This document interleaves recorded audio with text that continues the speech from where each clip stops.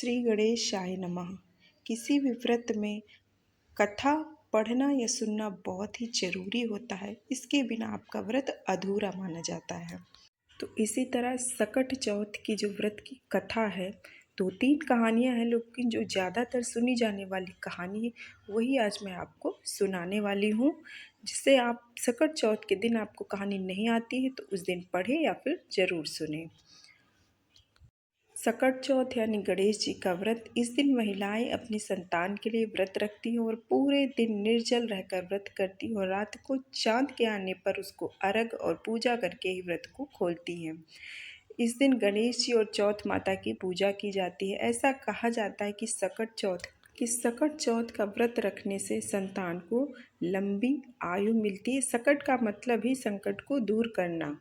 सकट चौथ का व्रत करने से संतान को लंबी आयु मिलती है, उनके संकट टलते हैं। यहाँ हम आपको बताएंगे सकट चौथ में व्रत में पढ़ी जाने वाली कहानियों के बारे में।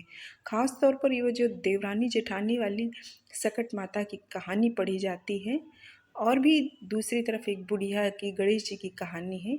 ये वाली तो हम आज आप जानेंगे जो देवरानी और जेठानी की है।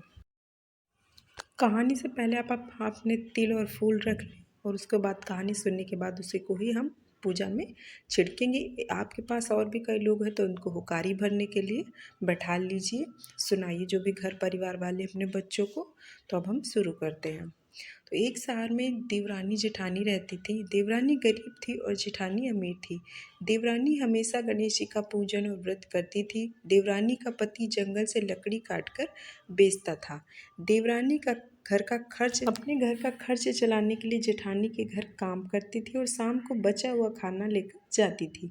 माघ महीने में गणेश जी का व्रत यानी सकट चौथ माता का जो व्रत है वो देवरानी ने रखा। उसके पास पैसे नहीं थे, इसलिए उसने तिल व गुड़ लाकर तिलकुटा बनाया और उसके बाद पूजन किया और फिर कहानी सुनी और उसके बाद जेठानी के यहाँ काम करने चली गई रोज की तरह। सोचा शाम को चंद्रमा को अर्घ देकर जेठानी के यहाँ से लाया खाना और तिलकुटा खाएगी। शाम को जब जेठानी के घर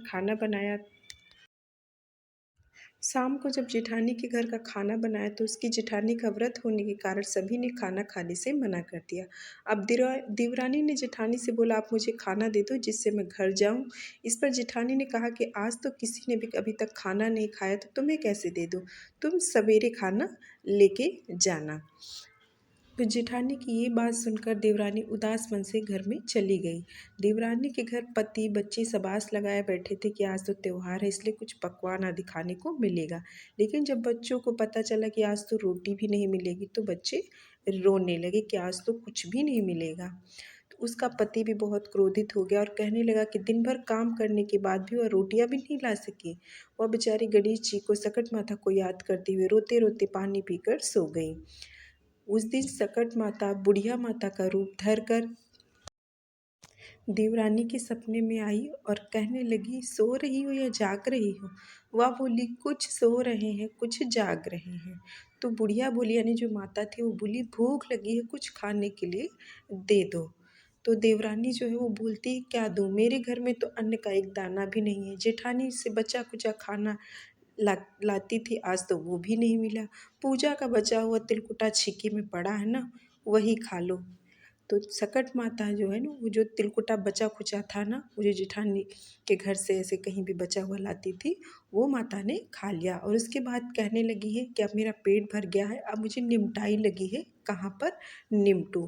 तो जो देवरानी है वो बोलती है, या तो खाली झोपड़ी है, पूरा घर पड़ा है ऐसे ही खाली, आप कहीं भी जा सकती हो, जहाँ तुम्हारा मन करे, जहाँ इच्छा हो वहाँ जाकर निमट लो। तो फिर जो सकट माता है बोली, अब कहाँ पूछूं। तो अब देवरानी को बहुत गुस्सा आया कि कब से परेशान किए जा रही हूँ, सो मतलब थक गई हूँ, नींद में थी। तो सो बोली, मेरी साड़ी में ही पोंछ लो।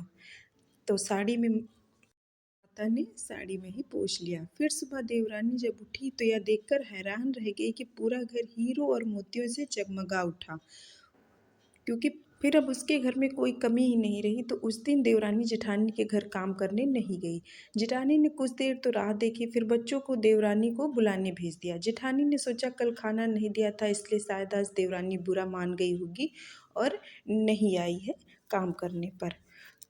फिर उसके बाद देवरानी ने कहा, बेटा बहुत दिन तक तेरी माँ के यहाँ काम कर लिया। बच्चों ने घर में जाकर माँ से कहा कि चाची तो पूरा घर हीरो और मोतियों से जगमगा उठा है।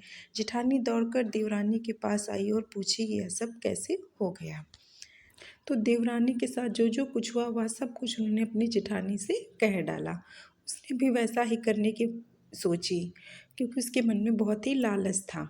उसने भी सकट चौथ के दिन तिलकुटा बनाया। रात को सकट माता उसके भी सारा कुछ जैसे देवरानी ने बताया था सब कुछ वैसे ही किया और फिर सो गई। उसको फिर वो जब सो गई तो उसके भी सपन में रात को सकट माता आई और बोली, भूख लगी है, मैं क्या खाऊं। तो उसने जैसा सारा कुछ देवरानी ने बताया था वैसा ही सोच के रखा था। तो जेठानी ने भी कहा कि आपके लिए छीके में फल और मेवे रखे हैं, जो चाहे खा लो। सकट माता बोली, अब ठीक, अब खा लिया, अब निमटे कहाँ। तो जेठानी बोली, मेरे इस महल में कहीं भी निमट लो। फिर इन्होंने पूछा, बोलू कि अब पोछो कहाँ। तो जेठानी बोली, कहीं भी पोछ लो।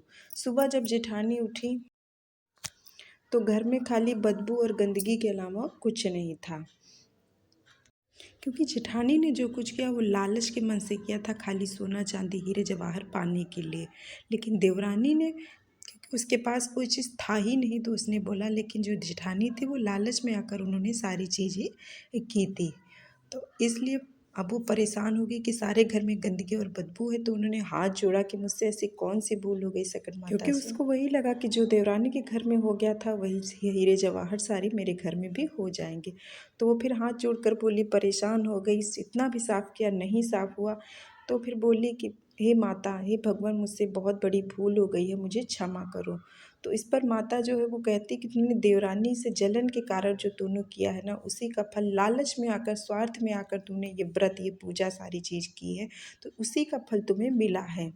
तो इसीलिए अब ये जब तक ये सारी चीज़ों का त्याग नहीं करोगी तब तक ये सारा कुछ ऐसे ही रहेगा। तो सब उसने ये सब चीज़ें छोड़ दी और फिर माता ने जो अपनी माया समेट ली। यानी जेठानी भी जो है वो सुधर गई और देवरानी के घर में भी सुख समृद्धता आ गई। तो बस, हे गणेश महाराज, हे सकट माता, जैसे आपने देवरानी के ऊपर कृपा करी है वैसे ही सब पर करना, हम पर करना, मुझ पर, मेरे बच्चों पर, मेरे घर पर करना। ऐसे ही कहानी कहने वाले, सुनने वाले, हुंकार भरने वाले सब पर कृपा करना। किंतु जेठानी को जैसी सज़ा दी है वैसे किसी को मत बोलना। इसी तरीके से आपको कहानी कहनी है, नहीं कह रहे हैं तो सुननी है, उसके बाद आपको आगे की पूजा करनी है। तो ये कहानी जो है देवरानी जेठानी वाली है, जो अधिकतर कही जाती है सभी घरों में सकट चौथ के दिन।